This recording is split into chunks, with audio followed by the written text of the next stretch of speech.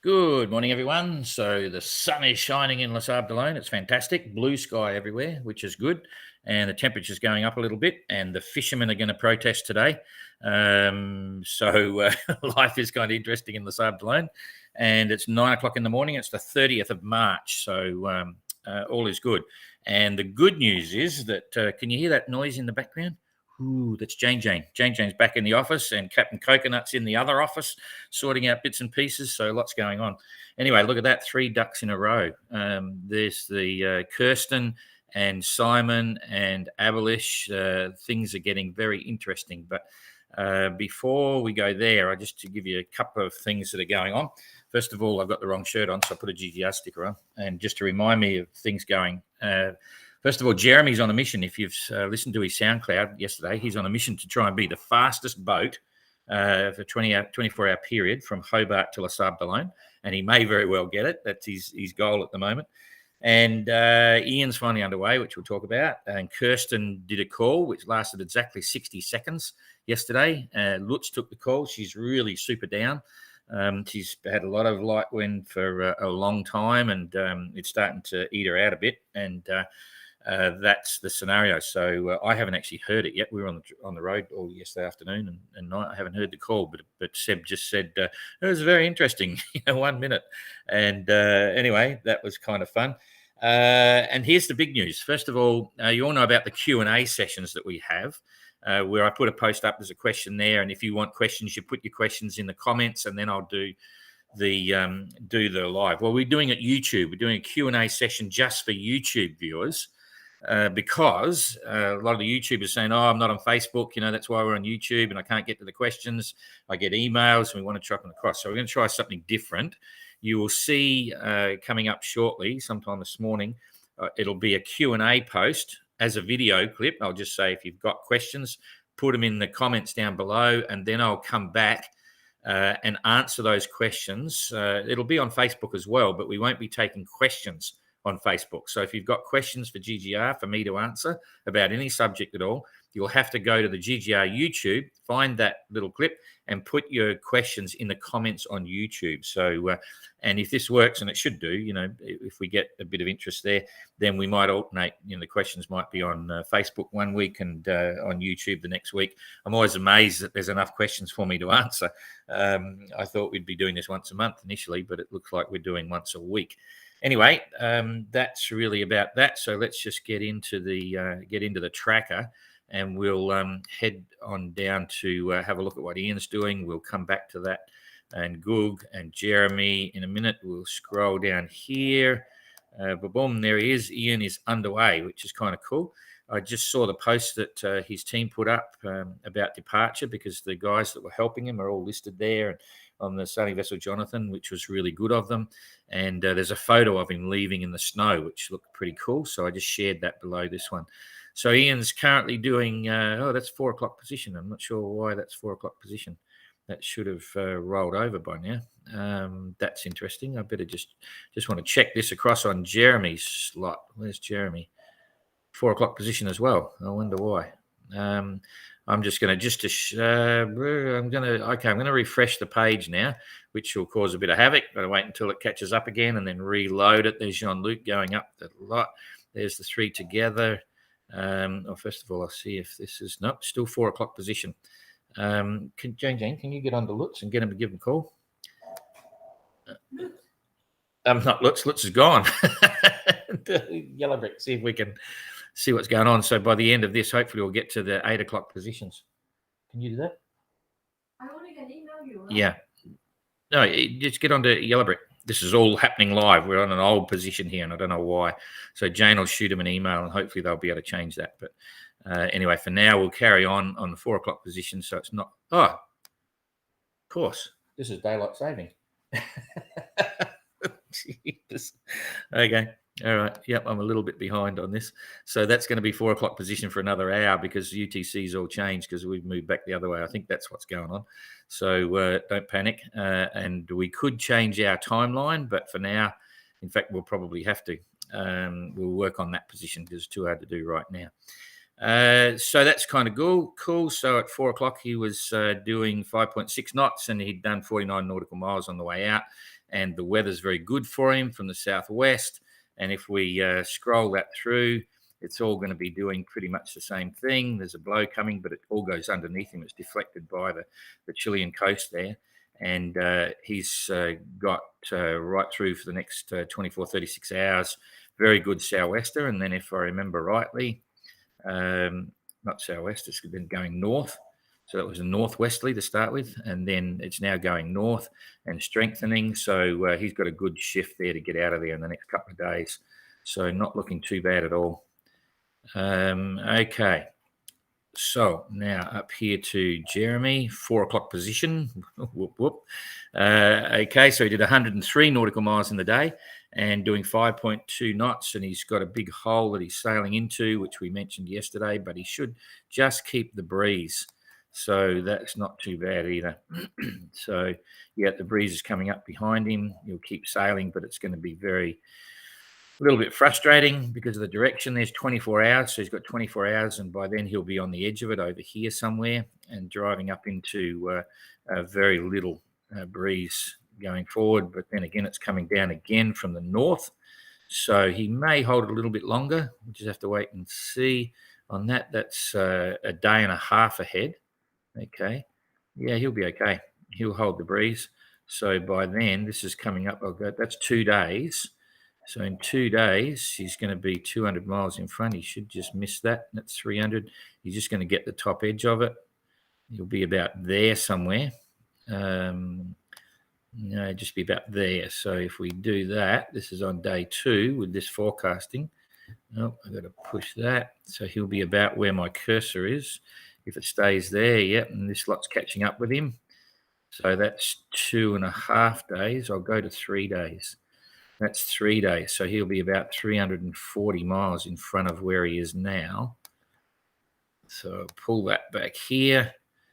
Yeah, he's going to be, and he'll be pushed out to the east. He's going to get a push again. Poor Jeremy. He thought he was out of it because, we did anyway. There's 40 there. That should be, there's 30 there. Yeah. So he's out of the roaring 40s, but he's still got a system chasing him, and he's going to be pushed with it at the last minute. And we'll keep an eye on that in case we need to tell him anything. So he's got to be looking over his shoulder again all the way. So Captain Goog, 4 o'clock position again. Woohoo. And he's doing 6.5 knots, sailing in trade winds, which is fantastic. And it's 138 nautical miles. And he's got to be happy with that as well. And he's got probably another, let's see, to the edge of the trades. That's there at the moment. He's got 600 miles, another 4 days, at least 4 days, maybe a little bit more even, depending on what happens of trade wind sailing. So probably don't even need to look at the weather, but we'll push it through. It's going soft, so the trade, but it's still hanging in there. He'll just put spinnakers and spinnaker staysail, mizzen staysail up and keep moving. So he should be getting 120 mile days pretty much all the way through that, even though it gets light. That's on the 1st, so that's 2 days ahead. He's still got it happening, but he's probably going to be doing 5 knots. So it'll be, not huge days, but still okay. So it's very soft trade wind. So then it fades away. And for him, the doldrums are still holding pretty much normal. So nothing exciting to upset Goog there. He should be happy to be in the trades. I know he will be, and making pretty good time. And his position, I looked at this yesterday, but I didn't bring it up. He's still hanging in there because all the lead boats slowed down with the doldrums. So he's now only 900 miles behind. So if Goog got a good run across the doldrums, because it's thinned up a lot here, he could, hold that little advantage that he's made, and because he's going to be sailing well. But these guys are now coming into the northeasterly trades. We'll talk about that in a minute. So for Goog to be 900 miles from the leaders, this far from the finish, it's pretty impressive. So, so the lead group there is all doing pretty well. Okay. back to the main game. What's going on here? 3 ducks in a row, as I said before. A lot of discussion going on at the moment. Seb and I are talking about it, and even Jean-Luc and so on. And we've all got our own opinions, which are private and personal, but certainly very frustrating for Kirsten. She's on the wrong side of the equation here with the Doldrums. But as I've always said, the Doldrums go in a big wedge like that. That's very typical. This is very close together here now, so they've got they've been given a little bit of a good luck, all of them. These northeasterly trades have come down a little bit to meet them, so the Doldrums haven't been too severe, really. And Kirsten stuck to this eastern side of the course, and now she's missing out because there's not much wind there compared to what's going on over here. It's very clear to see that what we mentioned yesterday, Abelish would get there, and Simon could be very lucky. He works really hard every little wind shift and make the most of it. And as predicted, they're all in a line. This is exactly what we thought might happen with the forecast, and the forecast of the weather has been pretty spot on by the look of it. Kirsten's doing 3 knots, and Simon's doing 4.8 knots, and Abelish is doing 4.6 knots, and done 75 nautical miles in a day, against Simon, who's done 84, against Kirsten, who's done 33. So you can see who's losing out again. So that's probably part of the reason Kirsten didn't want to say much yesterday. So what's going to happen, even without pushing the weather forward? It's very clear to see that the northeasterly trades are well and truly established. Simon and them are in here. So now they've got to see who's the bravest to hold the highest. In other words, the direction's pretty much the same for both Abelish and Simon. And Simon, he'll be hard on it, and depending on the sea state, which should be about 1.5 meters. Let's have a look at this. Yeah, that's, it's a bit darker there, so it's probably 1.5 meters, maybe going to go 2 meters. And the wind strength there in the trades, that's going to be 15 to 18 knots, probably gusting into the low 20s. So it'll be wet, spray all over the boat, but sun shining. Let's have a look at usually the clouds disappear. They've still got a bit of the remnants of the clouds, but you can see up here, there's virtually no clouds. So they'll push through that, and they'll be truly into the trades with blue skies. 2 meter seas, the problem is they're going the wrong way. Usually you want to go south, and they've got that sort of weather, but they've got to make north. And, okay, so we go back to wind. Let's just, before I talk about what we're doing there, I'll just remind you of the tactics, where they're going, and you can see now. Okay, so the gradient there is pretty reasonable. This is pretty much to be expected from the Canaries and so on. That's where you get this gradient, this trade winds. So they've got quite a way to push through there. It's a few weeks. Let's just say it's up to here, 1,500 nautical miles. That's excuse me. That's easily a couple of weeks because they're not going to go fast. Excuse me, in terms of getting north. So, that's going to be a couple of weeks of wet, woolly weather, and then making their way over here. And Jean-Luc passed a comment, which I'm sure he won't mind me saying. He said the first boat into the westerlies is going to finish off in Les Sables d'Olonne, because this is a pretty extreme situation. Jean-Luc here on Matmut is already in the westerlies, so he's probably going to win this edition. But anyway, the westerlies start anywhere from here. They could come down as far as the Azores, but sometimes they're a little bit higher. Sometimes you've got to go up and around, as I mentioned. But generally, what you're looking for is this westerly wind that's then going to push you across into Les Sables d'Olonne. And between the westerlies and this northeasterlies, you're going to get these confusing bits here. It could be anything. It depends on the weather at the time. So that's what's going to play out over the next number of weeks, for the next month, basically. We'd expect to see them into Les Sables d'Olonne in about a month's time, somewhere late April. And who knows? It's entirely up for grabs at the moment. Simon's got to be a hot prospect because he's a pretty hot sailor. He's got a hot boat that's prepared really well. And, he's going to go to windward. He's going to go to windward really well. And so that's going to be hard even for Abelish to keep up with. But it's a long way to the finish. It's never over until the fat lady sings. Anything could happen. Something might happen on board. We don't really know. So bearing in mind that Howden's, and Matt, he's not in the rankings, but it's just fun to watch. So these are the two leaders.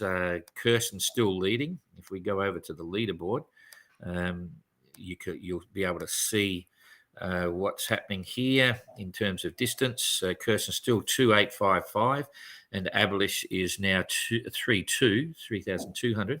So he's taken out about 50 miles. So it's about 350 miles behind Kirsten, and that's because of where the run line's going. So to the finish, if we look at Simon here. Oh, first of all, Goog's got virtually 4,000 to go. So he's probably 1,100 miles on the run line, and Ian's got 6,872 to go. Okay, so he's got a bit of a climb to get back before the prize giving, but he should do it. And Simon's got 3,000 to go. So that's 150 miles behind Kirsten as the run line goes to the finish. Jeremy, 5,293 miles to go. So all quite interesting there.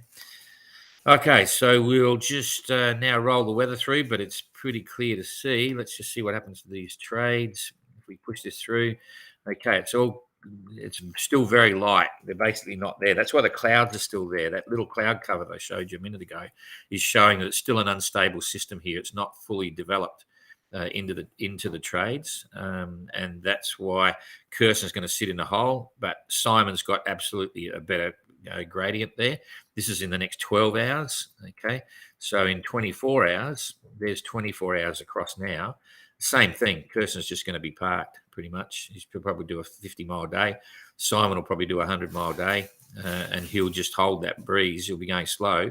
Abolish has got plenty of breeze. He's in the trades now, so it hasn't stopped. He'll just come up here, and it'll just depend how hard or how high he wants to get. And I was having a chat to Captain Coconut yesterday about Abolish's secret sail that can absolutely make a huge difference. And Captain Coconut jaw dropped when I told him about his super secret, but it doesn't give him any advantage at all when he's going to windward. So his super sail is not going to help him in this one. He's going to be pushing to windward and, looking after the boat. He won't want to stress the boat because I know Abolish is always wondering about breakdowns and thingos. So he's got to do a balancing act on what's going on. But there's no question there's a huge dividing line there. Simon's right on the edge of it. Abolish is in the trades. Kirsten's not at all. She's still sitting in the doldrums. And that's not going to be good for keeping Kirsten happy. So coming through to day 2, this is the second day, so April the 1st, 48 hours from now. Kirsten's still got very little breeze. She'll be a squeak across a little bit. Abolish will be up here. He'll be doing 100. He should be doing 120-mile day, so he'll be 220 miles ahead. He'll be up around here somewhere. And Kirsten will be probably over here somewhere. That'll pretty much, you'll be getting closer to on a par with Kirsten on the run line, and Simon will be up about here somewhere as well, moving ahead of Kirsten. So that's it. I don't think there's anything more I can tell you, but just a reminder for YouTube people, thanks for subscribing, thanks for the comments, thanks for all that sort of stuff, and keep an eye out for the questions and answers. You've got to put your questions in the comments on YouTube. So we'll see you all tomorrow. Bye-bye.